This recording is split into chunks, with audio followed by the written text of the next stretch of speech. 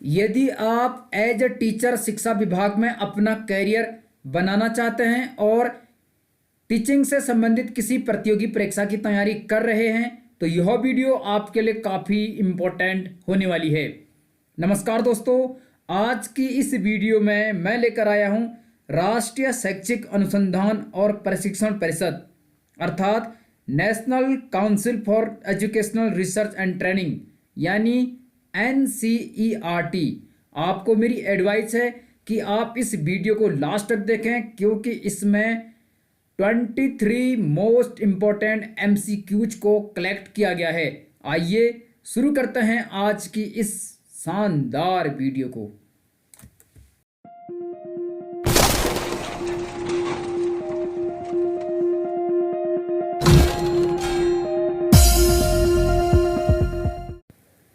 जैसे कि आपको दिखाई दे रहा है राष्ट्रीय शैक्षिक अनुसंधान एवं प्रशिक्षण परिषद, जिसे अंग्रेजी में national council of educational research and training कहा जाता है। शॉर्ट में इसे NCERT के नाम से जाना जाता है। इस वीडियो में हम कुल 23 मोस्ट इम्पोर्टेंट MCQs हल करेंगे जो कि अति महत्वपूर्ण परीक्षा उपयोगी हैं। आप वीडियो को लास्ट तक अवश्य देखिए। पहला प्रश्न यहीं पर बन जाता है कि NCERT का पूर्ण रूप क्या है। आप ध्यान में रखिए, national council of educational research and training. तो कई बार यह पूछा जाता है, एक प्रश्न यहीं पर बन जाता है। अब जानते हैं पहला प्रश्न, राष्ट्रीय शैक्षिक अनुसंधान एवं प्रशिक्षण परिषद की स्थापना कब हुई थी, इसका गठन कब किया गया था, यह हमें यहाँ पर पूछा गया है। इस प्रश्न का सही उत्तर है ऑप्शन नंबर 1 सितंबर 1961 को। तो NCERT की स्थापना की गई थी 1 सितंबर 1961 को। इस प्रकार ऑप्शन नंबर 1 सही हो जाएगा। आपको यहां पर ध्यान दिला दूं कि NCERT की स्थापना 27 जुलाई 1961 को सोसाइटीज रजिस्ट्रेशन एक्ट के तहत एक साहित्यिक, वैज्ञानिक और धर्मार्थ सोसाइटी के रूप में हुई थी, लेकिन इसका विधिवत उद्घाटन 1 सितंबर 1961 को किया गया। इसलिए NCERT की स्थापना 1 सितंबर 1961 मानी जाती है। यह डेट काफ़ी इंपॉर्टेंट है, आप इसे ध्यान में रख लीजिए।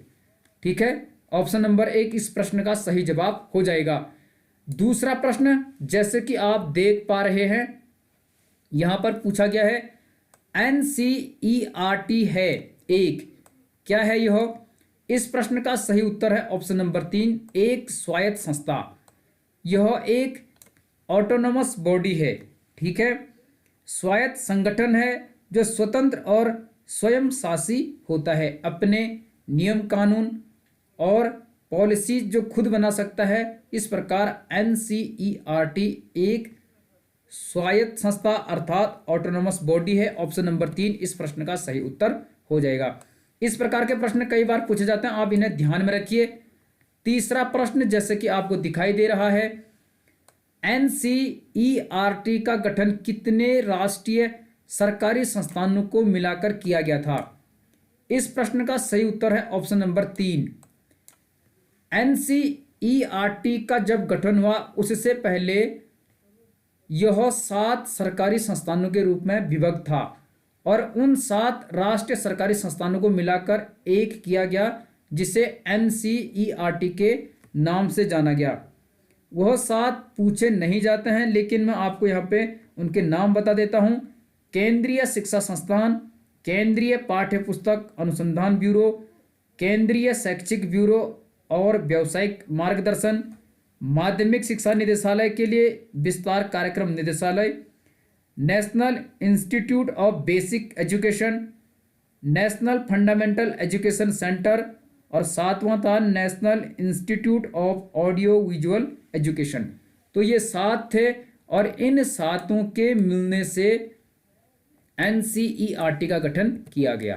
तो आप इसको थोड़ा सा ध्यान में रख लीजिए। बढ़ते हैं अगले प्रश्न की तरफ। यहां पर क्या पूछा गया है, प्रश्न को ध्यान से पढ़िए। NCERT का ध्येय वाक्य है, यानी इसका मोटो क्या है? इस प्रश्न का सही उत्तर है ऑप्शन नंबर 1, विद्याम मृत मसनुते, यह इसका ध्येय वाक्य है अर्थात मोटो है। इसे आप ध्यान में रख लीजिए, कई बार यह पूछा जाता है। ज्ञान विज्ञान विमुक्ते, यह यूजीसी यानी यूनिवर्सिटी ग्रांट कमीशन का मोटो है। गुरूर गुरोत्तम धाम, यह एनसीटीई राष्ट्रीय अध्यापक शिक्षा परिषद का है। ठीक है, तो इस प्रश्न का सही उत्तर है ऑप्शन नंबर 1। कई बार मोटो या ध्येय वाक्य पूछा जाता है, उसे हमें ध्यान में रखना अनिवार्य है। अगला प्रश्न यहां पर पूछा गया है, एनसीईआरटी का ध्येय वाक्य विद्याम मृत मसनुते लिया गया है, कहां से लिया गया है? इस प्रश्न का सही जवाब है ऑप्शन नंबर 2, ईशावास्योपनिषद से। आप जानते हैं 4 वेद हैं, 18 पुराण हैं और 108 उपनिषद हैं। उनमें से एक उपनिषद है ईशावास्योपनिषद, तो यहां से लिया गया है एनसीईआरटी का ध्येय वाक्य, जो कि विद्याम मृत मसनुते है।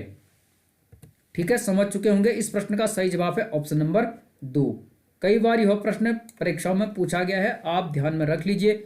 अगला प्रश्न, एनसीईआरटी का मुख्यालय स्थित है, इसका हेडक्वार्टर कहाँ है? बहुत सरल प्रश्न है, सही जवाब है ऑप्शन नंबर 4, नई दिल्ली। तो न्यू दिल्ली में है एनसीईआरटी का मुख्यालय, इसे आप ध्यान में रख लीजिए। बढ़ते हैं अगले प्रश्न की तरफ। ये रहा आपके सामने प्रश्न। यहां पर पूछा गया है, एनसीईआरटी का उद्देश्य है या है, इसका पर्पज क्या है? एक भी हो सकता है, एक से अनेक भी हो सकते हैं। वीडियो को पॉज करके खुद जवाब देने की कोशिश कीजिए कि आप दे पा रहे हैं या नहीं। पहला है विद्यालयी शिक्षा में सुधार लाना, बिल्कुल सही, यह इसी का उद्देश्य है। दूसरा है स्कूली शिक्षा में अनुसंधान करना, उसे बढ़ावा देना, वो समन्वय करना। तो स्कूली जो एजुकेशन है उसमें रिसर्च को बढ़ावा देना और समन्वय करना इसका कार्य है। इसके अतिरिक्त मॉडल पाठ्य पुस्तकों, पूरक सामग्री, समाचार पत्र पत्रिकाओं को तैयार करना, वो प्रकाशित करना, यह भी इसी का कार्य है, इसी का उद्देश्य है। इस प्रकार उपरोक्त सभी इसका सही जवाब हो जाएगा। इस प्रकार के प्रश्नों को हल करने से आपके सारे कंसेप्ट क्लियर हो जाते हैं और आप प्रश्न किसी भी प्रकार से बने उससे गलत करने से बच जाते हैं। बढ़ते हैं अगले प्रश्न की तरफ। ये रहा अगला प्रश्न, निम्न में से एनसीईआरटी के उद्देश्य एवं क्रियाकलाप है या हैं? तो इसके उद्देश्य या इसके कार्य इन तीनों में से कौन कौन से हैं? शोध या अनुसंधान यानी रिसर्च वर्क इसका कार्य है, इसका उद्देश्य है। प्रशिक्षण यानी ट्रेनिंग, यह ट्रेनिंग भी देता है टीचर्स को, तो यह भी इसका उद्देश्य है, इसकी एक्टिविटीज़ है।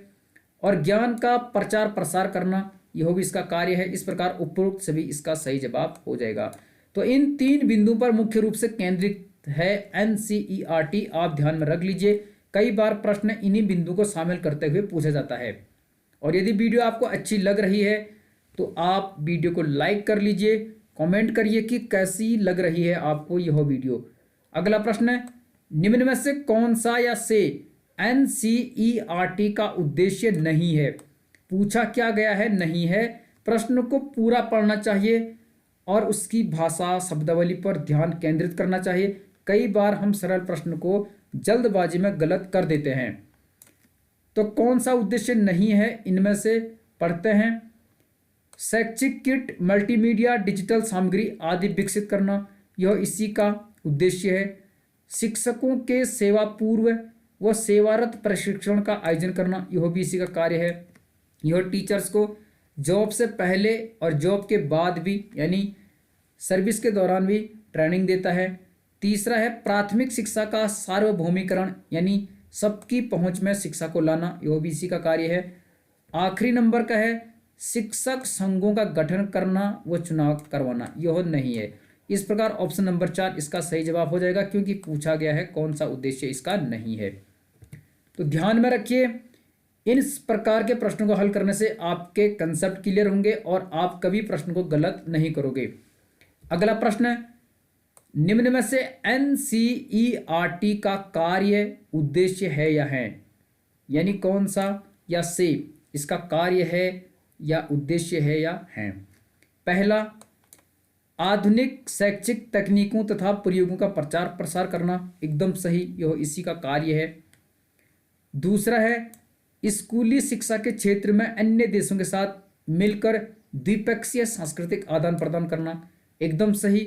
यह अंतर्राष्ट्रीय स्तर पर भी जैसे यूनेस्को है, यूनिसेफ है या अन्य कोई देश है उनके साथ मिलकर द्विपक्षीय सांस्कृतिक आदान प्रदान करता है। तीसरा है राष्ट्रीय पाठ्यचर्या रूपरेखा को लागू करना, एकदम सही। बच्चों के लिए जो सिलेबस होता है कक्षा 1 से कक्षा 12वीं तक का, उसका पाठ्यक्रम, उसकी पुस्तकों का प्रकाशन करना, उन्हें लागू करना, उसकी रूपरेखा जारी करना, इसी का कार्य है। इस प्रकार उपरोक्त सभी इसका सही जवाब हो जाएगा। इस प्रकार के प्रश्न को हल करने से आपके कंसेप्ट क्लियर होते हैं और आप उस टॉपिक को बारीकी से समझ जाते हो और कभी प्रश्न को गलत नहीं करते हो। अगला प्रश्न है राष्ट्रीय शिक्षा संस्थान, जिसे अंग्रेजी में नेशनल इंस्टीट्यूट ऑफ एजुकेशन कहते हैं और शॉर्ट में से NIE कहते हैं, स्थित है कहाँ है? प्रश्न का सही उत्तर है नई दिल्ली। कई बार NIE का पूर्ण रूप पूछा जाता है तो हो जाएगा नेशनल इंस्टीट्यूट ऑफ एजुकेशन। तो राष्ट्रीय शिक्षा संस्थान है नई दिल्ली में, आप इसे ध्यान में रख लीजिए। ऑप्शन नंबर 3 सही उत्तर हो जाएगा। ठीक है। और यदि आप हमारे टेलीग्राम चैनल से जुड़ना चाहते हो तो आप या तो इस वीडियो के डिस्क्रिप्शन में जाकर लिंक पर क्लिक करके जुड़ सकते हैं या सर्च कीजिए टेलीग्राम पर यूर सिलेक्शन श्योर और जुड़ जाइए हमारे टेलीग्राम चैनल से। वहाँ पर हम कई अदर्स प्रकार की जानकारी शेयर करते रहते हैं। अगला प्रश्न है राष्ट्रीय शैक्षिक प्रौद्योगिकी संस्थान 1984 यानी central institute of educational technology, जिसे शॉर्ट में CIET कहते हैं, कहाँ स्थित है? तो राष्ट्रीय शैक्षिक प्रौद्योगिकी संस्थान कहाँ है? सही उत्तर है ऑप्शन नंबर 1 नई दिल्ली। तो यह नई दिल्ली में है। आप इसका पूर्ण रूप, इसका शॉर्ट रूप, हिंदी, अंग्रेजी सबको ध्यान में रख लीजिए। प्रश्न यहाँ से बन सकता है क्योंकि आपके सिलेबस में NCERT को शामिल किया गया है। अगला प्रश्न पंडित सुंदरलाल शर्मा केंद्रीय व्यावसायिक शिक्षा संस्थान, जिसकी स्थापना 1994 में हुई, स्थित है। इन 4 विकल्पों में से हमें ढूंढना है कि पंडित सुंदरलाल शर्मा केंद्रीय व्यावसायिक शिक्षा संस्थान कहाँ पर स्थित है। प्रश्न का सही उत्तर है ऑप्शन नंबर 4 भोपाल में, यानी मध्य प्रदेश में स्थित है। तो आप इस प्रश्न का उत्तर जान चुके हैं और इसे ध्यान में रख लीजिए। स्क्रीनशॉट भी ले सकते हो या इसे नोट कर लीजिए। अगला प्रश्न, ये प्रश्न काफी इंपॉर्टेंट है। NCERT के कितने क्षेत्रीय शिक्षा संस्थान हैं? बहुत इंपॉर्टेंट प्रश्न है, यहां से प्रश्न बनते हैं। तो कितने क्षेत्रीय शिक्षा संस्थान हैं, यानी रीजनल एजुकेशन इंस्टीट्यूशन है इसके। प्रश्न का सही उत्तर है ऑप्शन नंबर 2 5। तो 5 क्षेत्रीय शिक्षा संस्थान है NCERT के।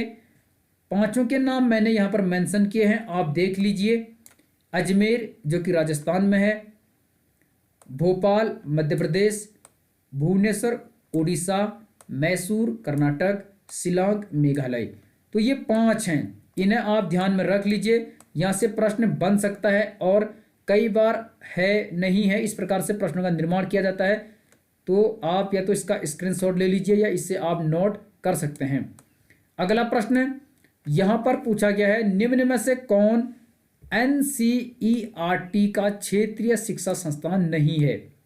तो यहाँ पर क्या पूछा गया है? नहीं है क्षेत्रीय शिक्षा संस्थान। अभी हमने ऊपर प्रश्न में 5 पढ़े थे, आप खुद प्रश्न का जवाब देने के लिए अब तैयार होंगे। मैसूर में है, भुवनेश्वर में है, अजमेर में भी है, लेकिन चेन्नई में नहीं है। ऑप्शन नंबर 4 सही हो जाएगा क्योंकि पूछा गया है नहीं है। ऐसे ही प्रश्न बनते हैं और इस प्रकार के प्रश्नों को आप तभी सही कर पाओगे जब आपने अच्छे से पढ़ा है और आप उस टॉपिक से संबंधित संपूर्ण जानकारी रखते हो। अगला प्रश्न NCERT के कितने क्षेत्रीय सलाहकार कार्यालय हैं? ठीक है, यानी रीजनल एडवाइजरी ऑफिस, क्षेत्रीय सलाहकार कार्यालय है। प्रश्न का सही जवाब है ऑप्शन नंबर 1 15। तो 15 क्षेत्रीय सलाहकार कार्यालय हैं, आप ध्यान में रख लीजिए। कई बार इस प्रकार का भी प्रश्न बनने की संभावना बनी रहती है। अगला प्रश्न निम्न में से NCERT का कार्यक्रम है या हैं? कार्यक्रम यानी एक्टिविटीज, प्रोग्राम आप कह सकते हो। तो कौन सा है इनमें से? राष्ट्रीय प्रतिभा खोज परीक्षा आयोजित करना, एकदम सही, यह इसका कार्य है, इसका प्रोग्राम है। यह 9th-10th के बच्चों के लिए राष्ट्रीय प्रतिभा खोज परीक्षा का आयोजन करवाता है प्रतिवर्ष, और जो बच्चे इसमें निकल जाते हैं उन्हें स्कॉलरशिप प्रदान करता है, उन्हें निःशुल्क शिक्षा उपलब्ध करवाता है। यदि आप टीचर हैं तो आप बच्चों को इससे अवश्य अवगत करवाएगा अपने विद्यालय में। दूसरा, अखिल भारतीय शैक्षिक सर्वेक्षण कराना, यानी ऑल इंडिया स्तर पर रिसर्च वर्क को प्रमोट करता है, और यहाँ पर कई सारे शोध पत्र पत्रिकाएं उपलब्ध हैं। अखिल भारतीय शैक्षिक सर्वेक्षण करना इसका कार्यक्रम है। तीसरा है जवाहरलाल नेहरू राष्ट्रीय विज्ञान प्रदर्शनी आयोजित करना, तो पंडित जवाहरलाल नेहरू के नाम पर एक राष्ट्रीय विज्ञान प्रदर्शनी का आयोजन भी करवाता है NCERT। इस प्रकार उपरोक्त सभी ऑप्शन नंबर 4 इसका सही जवाब हो जाएगा। मुझे लगता है आप इस प्रश्न को अच्छे से समझ चुके होंगे और सारे डाउट्स आपके दूर हो चुके होंगे। यहाँ पर एक प्रश्न है, निम्न में से किस वर्ष को गणित वर्ष घोषित किया गया था? काफी इंपॉर्टेंट प्रश्न है। तो किस समय को, किस वर्ष को राष्ट्रीय गणित वर्ष के रूप में घोषित किया गया? प्रश्न का सही जवाब है ऑप्शन नंबर 1, 2012। तो 2012 को गणित वर्ष के रूप में घोषित किया गया था। और मैं आपको यह भी बता दूं कि 22 दिसंबर को हमारे देश में राष्ट्रीय गणित दिवस मनाया जाता है, और इसकी शुरुआत 2012 से हुई थी, क्योंकि उस समय हमारे देश के प्रधानमंत्री डॉक्टर मनमोहन सिंह थे, और यह दिवस प्रसिद्ध भारतीय गणितज्ञ श्रीनिवास रामानुजन, जिनका जन्म 22 दिसंबर को होता है, उनके जयंती के शुभ अवसर पर मनाया जाता है। ठीक है, तो 2012 को राष्ट्रीय गणित वर्ष के रूप में मनाया गया था। ध्यान रखिए, कई बार यह प्रश्न एग्जाम में पूछा गया है। बढ़ते हैं अगले प्रश्न की तरफ।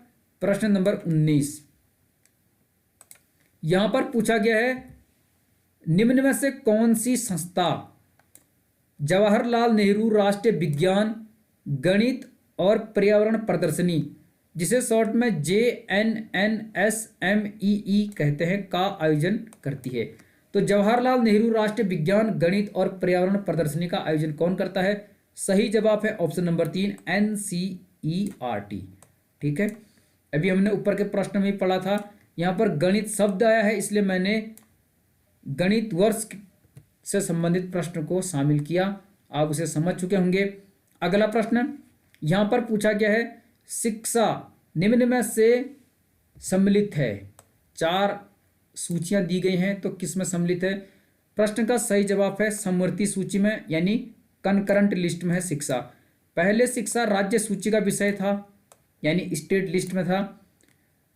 42वें संविधान संशोधन अधिनियम 1976 में शिक्षा को राज्य सूची से हटा के समवर्ती सूची में शामिल किया गया। वर्तमान में केंद्र सरकार और राज्य सरकार शिक्षा पर कानून बना सकते हैं, इसलिए केंद्रीय बोर्ड भी होते हैं और स्टेट बोर्ड भी होते हैं। जैसे CBSE केंद्रीय बोर्ड है, आप Uttarakhand board, UP board, Bihar board, Haryana board, यह क्या है? राज्य स्तर के बोर्ड है। क्योंकि शिक्षा अब समवर्ती सूची का विषय है, इसे आप ध्यान में रख लीजिए। यह प्रश्न भी कई बार पूछा जाता है। अगला प्रश्न यहाँ पर ध्यान दीजिए, पूछा गया है, NCERT निम्न में किसको स्कूली शिक्षा के संबंध में परामर्श देने वाली एक स्वायत्त संस्था है? बहुत इंपॉर्टेंट प्रश्न है, कई बार ऐसा भी प्रश्न बनता है।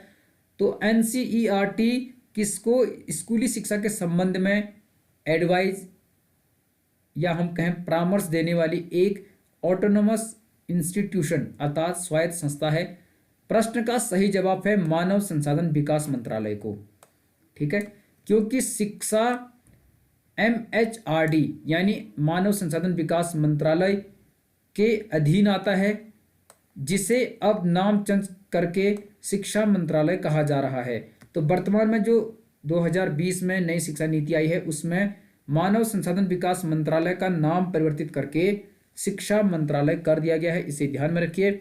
और वर्तमान में मानव संसाधन विकास मंत्री हैं डॉक्टर रमेश पोखरियाल निशंक, जो कि हरिद्वार लोकसभा सीट से लोकसभा सांसद हैं, ये भी आप ध्यान में रखिए। अगला प्रश्न है, NCERT NCERT के वर्तमान अध्यक्ष हैं? तो प्रेजेंट चेयरमैन कौन है? प्रश्न का सही उत्तर है डॉक्टर रमेश पोखरियाल निशंक। मैंने कहा कि NCERT MHRD के अंतर्गत आता है, यानी मानव संसाधन विकास मंत्रालय के अंतर्गत आता है। तो जो मानव संसाधन विकास मंत्री होगा वही इसका अध्यक्ष होता है। इस प्रकार ऑप्शन नंबर 1 इस प्रश्न का सही उत्तर हो जाएगा। अगला प्रश्न यहां पर पूछा गया है, NCERT की स्थापना साहित्यिक, वैज्ञानिक व धर्मार्थ सोसाइटी के रूप में निम्न में से किस एक्ट के तहत हुई? 4 एक्ट यहां पर दिए गए हैं, तो किस एक्ट के तहत हुई थी? इस प्रश्न का सही जवाब है सोसाइटीज रजिस्ट्रेशन एक्ट, जो कि एक्ट संख्या यह है 1860 के तहत। तो ध्यान में रखना। और मैं आपको यहाँ पर यह भी बता देता हूँ कि इस एक्ट के तहत इसकी स्थापना 27 जुलाई 1961 को हुई थी, लेकिन इसका जो विधिवत गठन हुआ, विधिवत शुभारंभ हुआ, वह 1 सितंबर 1961 को हुआ। इसलिए NCERT की स्थापना 1 सितंबर 1961 ही मानी जाती है, लेकिन यह एक्ट था सोसाइटीज रजिस्ट्रेशन एक्ट। इस प्रकार ऑप्शन नंबर 1 इस प्रश्न का सही जवाब हो जाएगा। मुझे नहीं लगता कि यहाँ से बाहर अब कोई प्रश्न आएगा। और यदि आपको ये वीडियो अच्छी लगी तो आप वीडियो को लाइक करिए, चैनल को सब्सक्राइब कर लीजिए और कमेंट कीजिए कि वीडियो आपको कैसी लगती है। आज के आखिरी 2 प्रश्न मैंने यहाँ पर विकल्प नहीं बनाए हैं, लेकिन ये बहुत इंपॉर्टेंट हैं, क्योंकि लॉकडाउन में 2017-18 से ये कार्यक्रम चल रहे हैं और मोबाइल फ़ोन के प्ले स्टोर में भी ये दोनों ऐप्स उपलब्ध हैं, निष्ठा भी और दीक्षा भी। तो निष्ठा का पूर्ण रूप है, इसका पूर्ण रूप पूछा जा सकता है, क्योंकि निष्ठा और दीक्षा दोनों NCERT के अंतर्गत ही हैं। तो निष्ठा का पूर्ण रूप है national initiative for school heads and teachers holistic advancement. तो यह पूछा जा सकता है कि निष्ठा क्या है या निष्ठा का पूर्ण रूप क्या है।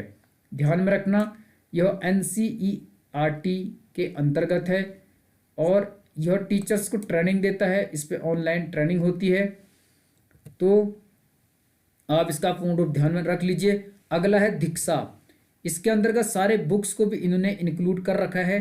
मानव संसाधन विकास मंत्रालय ने इसे लॉन्च किया है, जो कि NCERT के अधीन है। तो इसका पूर्ण रूप यहाँ पर बताया गया है digital infrastructure for knowledge sharing. यह इसका पूर्ण रूप है, जिसे शॉर्ट में दीक्षा कहते हैं। निष्ठा का मैं यहाँ पे बता चुका हूँ, तो आप इसे अवश्य ध्यान में रख लीजिए, क्योंकि यह NCERT के अंतर्गत है और दूसरी तरफ यह करंट के हिसाब से भी प्रश्न बन सकता है। मुझे लगता है आज हमने 23 प्रश्न हल किए। ये प्रश्न आपको काफ़ी अच्छे लगे होंगे। यदि ये वीडियो आपको अच्छी लगी तो आप वीडियो को लाइक करिए, चैनल यदि सब्सक्राइब नहीं किया है तो कर लीजिए, और यदि आपने यह वीडियो पूरी देखी है तो आप मुझे बताइए कि किस वर्ष को राष्ट्रीय गणित वर्ष के रूप में घोषित किया गया था। राष्ट्रीय गणित वर्ष किस वर्ष को घोषित किया गया था? इस प्रश्न का जवाब अवश्य दीजिएगा। मिलते हैं अगली वीडियो में, तब तक बने रहिए गंगा प्रकाश वस्वी के साथ। आपका बहुत बहुत धन्यवाद। All the best, good luck, be happy and smiley also.